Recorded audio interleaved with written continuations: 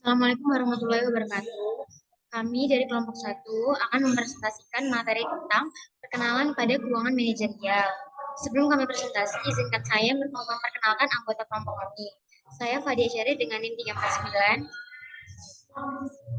Saya Damai Melda dengan NIM 200. Saya Advanadila Putri dengan NIM 315. Apa itu keuangan? Keuangan dapat didefinisikan sebagai ilmu dan seni mengelola uang. Pada tingkat pribadi, keuangan berkaitan dengan keputusan individu tentang berapa banyak pendapatan yang mereka belanjakan, berapa banyak yang mereka tabung, dan bagaimana mereka menginvestasikan tabungan mereka. Dalam konteks bisnis, keuangan melibatkan jenis keputusan yang sama. Bagaimana perusahaan mengumpulkan uang dari investor. Peluang karir di keuangan. Layanan keuangan adalah bidang keuangan yang berkaitan dengan desain dan penyampaian saran dan produk keuangan kepada individu, bisnis, dan pemerintah. Ini melibatkan berbagai peluang karir yang menarik dalam bidang perbankan, perencanaan, keuangan pribadi, investasi, real estate, dan asuransi. Keuangan material berkaitan dengan tugas manajer keuangan yang bekerja dalam bisnis. Manajer keuangan mengelola urusan keuangan dari semua jenis bisnis, swasta dan publik, besar dan kecil, mencari keuntungan dan bukan untuk mencari keuntungan. Mereka melakukan berbagai tugas seperti mengembangkan rencana keuangan atau anggaran, memberikan kredit kepada pelanggan, mengevaluasi pengeluaran besar yang diusulkan, dan mengumpulkan uang untuk mendanai operasi perusahaan. Bentuk hukum organisasi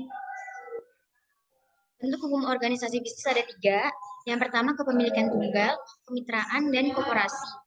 Kepemilikan tunggal adalah bisnis yang dimiliki oleh satu orang yang mengoperasikannya untuk keuntungannya sendiri. Sekitar 61% dari semua bisnis adalah kepemilikan tunggal. Kemitraan terdiri dari 2 atau lebih pemilik yang melakukan bisnis bersama untuk mendapatkan keuntungan. Koperasi adalah suatu badan yang dibentuk oleh undang-undang. Koperasi memiliki kekuatan hukum individu dalam hal ia dapat menuntut dan dituntut, membuat dan menjadi pihak dalam kontrak, dan memperoleh properti atas namanya sendiri.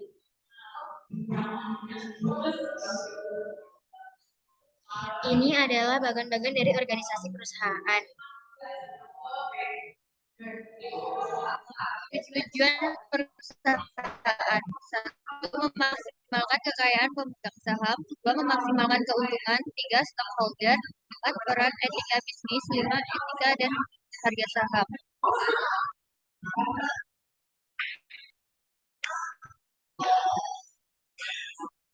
Fungsi keuangan manajerial. Organisasi fungsi keuangan. Fungsi keuangan biasanya berkembang menjadi departemen terpisah dan terhubung langsung dengan presiden perusahaan atau CEO melalui Chief Financial Officer atau CFO. Yang melapor ke CFO adalah bendahara, controller, bendahara atau kepala manajer keuangan biasanya mengelolakan perusahaan, menginvestasikan kelebihan dana bila tersedia dan mengamankan pembiayaan dari luar bila diperlukan pengendali atau kepala akuntan. Biasanya menangani kegiatan akuntan seperti akuntansi perusahaan, manajemen pajak, akuntansi keuangan, dan akuntansi biaya. Hubungan dengan ekonomi. Prinsip ekonomi utama yang digunakan dalam keuangan manajerial adalah analisis biaya manfaat marginal, prinsip bahwa keputusan keuangan harus dibuat dan tindakan diambil hanya ketika manfaat tambahan biaya tambahan. Contohnya termasuk analisis penawaran dan permintaan, strategi memaksimalkan keuntungan, dan teori harga. Hubungan dengan akuntan di perusahaan kecil, akuntan sering menjalankan fungsi keuangan. Di perusahaan besar, analisis keuangan sering membantu menemukan informasi akuntan. Namun, ada 2 perbedaan antara keuangan dan akuntansi.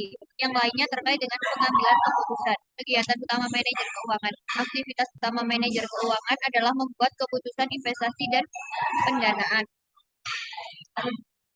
Tata kelola dan badan. Tata kelola perusahaan. Tata kelola perusahaan mengacu pada aturan proses dan hukum di mana perusahaan dioperasikan dan dikendalikan dan diatur.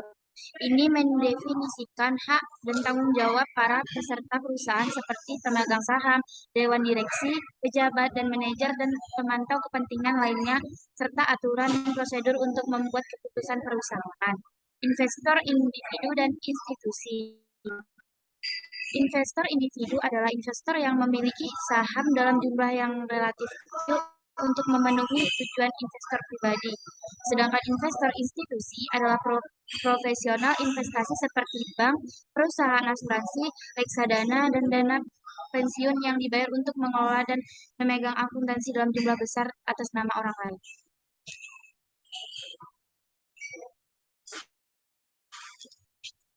Peraturan pemerintahan selama dekade terakhir, tata kelola perusahaan telah mendapatkan perhatian yang meningkat karena beberapa skandal perusahaan tingkat tinggi yang melibatkan penyalahgunaan kekuasaan perusahaan dalam beberapa kasus dugaan tindak pidana.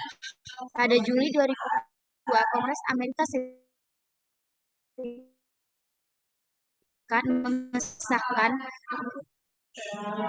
Sarbanes-Oxley Act yang dimaksud untuk menghilangkan banyak masalah penggunaan dan konflik penting yang dapat muncul ketika manajer perusahaan tidak bertanggung jawab secara pribadi atas keputusan dan penggunaan keuangan perusahaan mereka. Masalah agensi muncul ketika manajer memegang saham. Masalah ini dapat pada alirannya menimbulkan banyak keagenan. Selanjutnya, biaya keagenan adalah biaya yang ditanggungjawabkan oleh pemegang saham karena adanya atau menghindari masalah keagenan, dan dalam dua kasus tersebut merupakan hilangnya kekayaan pemegang saham. Selanjutnya, rencana kompensasi manajemen. Ada dua jenis utama, dan rencana kompensasi manajemen adalah rencana intensif dan rencana kinerja. Berikutnya, ancaman pengembalian oleh perusahaan lain yang dapat meningkatkan nilai perusahaan yang bermasalah dengan merestrukturasikan manajemen operasi, dan pengembalian dapat memberikan sumber yang kuat dan tata kelola perusahaan eksternal. Ancaman konstan pengembalian cenderung memotivasi manajemen untuk bertindak demi kepentingan terbaik pemilik perusahaan.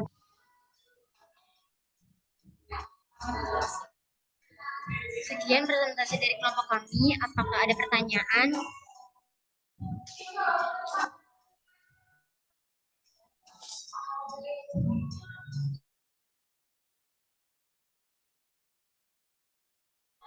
Pertanyaan bisa kalian tulis di kolom komentar.